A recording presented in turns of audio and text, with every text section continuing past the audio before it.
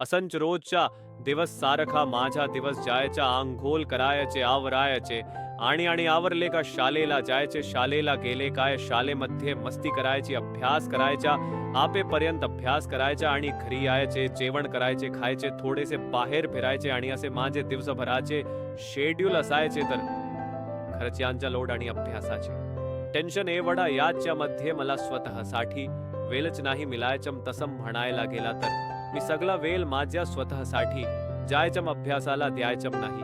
अभ्यास करायचो पण मग सगळं लाईटली लिहायचं, टेन्शन घ्यायचं नाही. जेव्हा आता बोर्डाचे परीक्षा तोंडावर आलेला होता, प्रेम म्हणजे काय, सगळेजण खूप मेहनतीने अभ्यास करायचे पण मी होतो.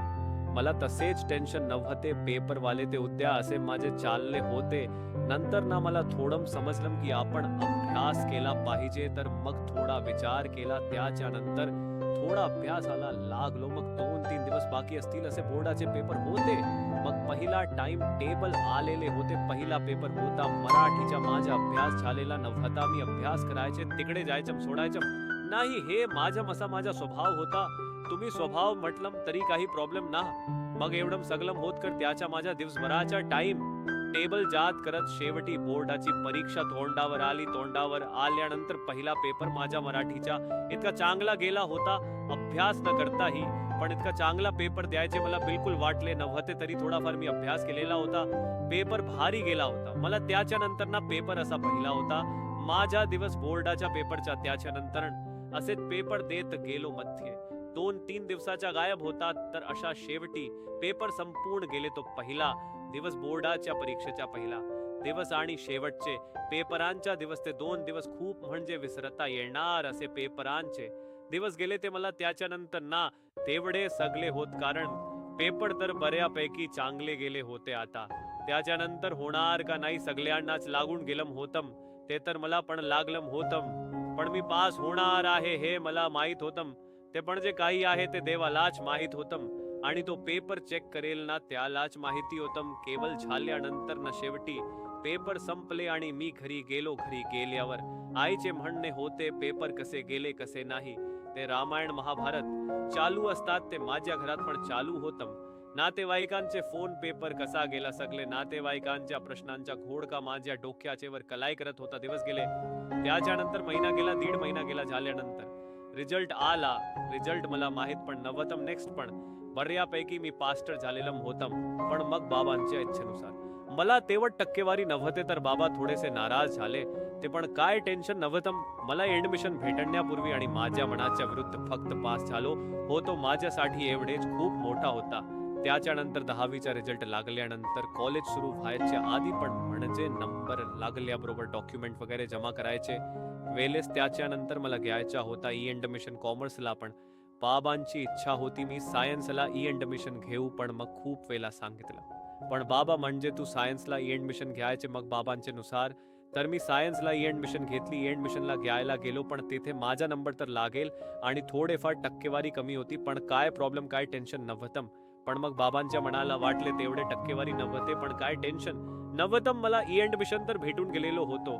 मग कॉलेजवाल्यांनी सांगितलं कॉलेज अजून 2 महिने की उघडत नाही, तोपर्यंत करायचं काय. त्याच्यानंतर बाबांनी सल्ला दिला तेव्हाचे क्लास कर, म्हणजे क्लास पण झालेले होते, करून घेतलेले होते मी. म्हणजे जेणेकरून माझ्या प्राध्यापक क्लास करून घ्यायचा उद्देश असा होता की म्हणजे सुट्ट्यामध्ये मला एन्जॉय करता येईल. तो मी आता पण तसाच वागलो, काय टेन्शन नाही. बाबाच्या म्हणण्यानुसार मी सायन्सला ऍडमिशन तर घेतलं होतं. आता 2 महिने करायचं काय, करून काय करणार होतो. आईला विचार आहे म्हणे मामाच्या गावाला फिरायला. तसं तर माझ्या स्वरावरून तुम्हाला कलम असेल मला फिरायचे पण खूपच आवड आहे. तर मग फक्त बाबा सगळ्यांसमोर नाही म्हणावं लागतं. पण मला जायचं होतं. तर मग सगळ्यांच्या मनानुसार मी 2 महिने बँक भरली आणि गेलो डायरेक्ट मामाच्या गावाला. घरी गेल्यानंतर ना थोडंसं म्हटलं एन्जॉय करू, काहीतरी कामे करू, थोडा काही शिकव, 4 गोष्टी शिकू आणि बाकी आपल्याला एन्जॉय करायचं होतं. हे तर माझ्या स्वभावाचे आणि गुण होते माझे. आता इथपर्यंत होतो. माझ्या शाळेच्या कॉलेजच्या पुराण आणि बाबांच्या म्हणण्यानुसार मी घेतलं होतं. मी ऍडमिशन घेतलं होतं. मी सायन्सला. तर एवढे सगळे मधून मी 2 महिने सुट्टी काढून मस्त एन्जॉय करायला तिकडे ठेवून आलेलो होतो. आता फक्त इकडे एन्जॉय करायचा, मस्ती करायची एवढेच माझा उद्देश होता इकडे येण्याचा. आणि म्हटलं थोडासा 10वीचे पेपर आजी बाबांना भेटायला नाही म्हणून सगळ्यांना भेटून व्यवस्थित एन्जॉय करू, बाकी दुसरा काय उद्देश नव्हता. मला गावाकडे येण्याच्या मी शेवटी येऊन पोहोचलो गावामध्ये मामाकडे. त्याच्यानंतर ना तिकडे आलो बस स्टँडवर, नंतर ना घरी गेलो, आजी बाबांना भेटलो वगैरे.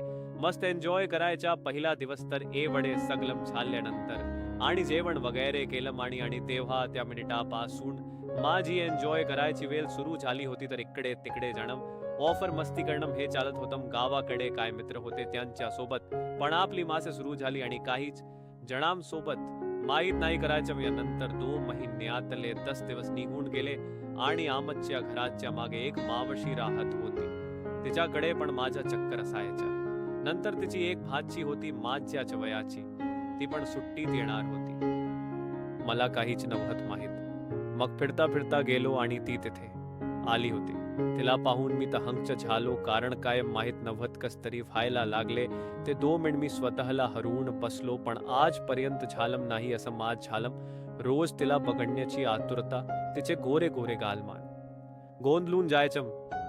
मग मी रोज त्या मावशीकडे जायचो. मावशीने ओळख करून दिले. मग काही दिवसात मैत्री झाली. मग नंबर एक्सचेंज झाले, बोलणं सुरू झालं. तीच कॉल येऊ लागले. असेच 2 महिने संपूर्ण गेले. मग मला जाऊन लागलं. मग ती पण गेली. वाईट वाटलं खूप दोघांना, पण एक प्रॉमिस घेतलं होत मी, मला विसरणार नाही ना. तिने हसून सांगितलं नाही. मग आम्ही दोघे निघून आलो. मग नंतर दुरावा यायला लागला बोलण्यात. एक दिवस म्हटलं आज तिला विचारू, आणि काय योगायोग तिचा पण मला फोन आला. ती म्हणे तुला काही काही सांगायचे आहे. तर मग मी बोललो अरे बाबा योग आहे मला, पण तुला काहीतरी सांगायचे आणि ती तू सांग पहिले मग मी सांगतो. मग ती म्हणते अरे तू माझा मित्र आहे, आपण गावाला भेटलो आपल्यात बऱ्यापैकी नाही, खूपच क्लोज मैत्रीण आणि मी तुला खूप चांगला फ्रेंड मानते, खूप मित्र मानते. तो बोलला हो.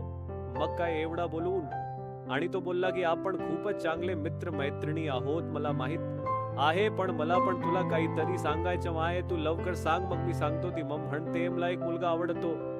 पुढे माझे शब्दच निघेना. कॉंग्रॅच्युलेशन सांगून मी फोन ठेवून दिला. पहिल्यांदा मी रडलो तिच्यासाठी. खूप वाईट वाटले. मग बरेच दिवस जात होते ना, तिच्या काही फोन नाही. मग मी बोलणं बंद केलं. ती खुश आहे, मी माझ्या निघून गेलो तिच्या आयुष्यातून.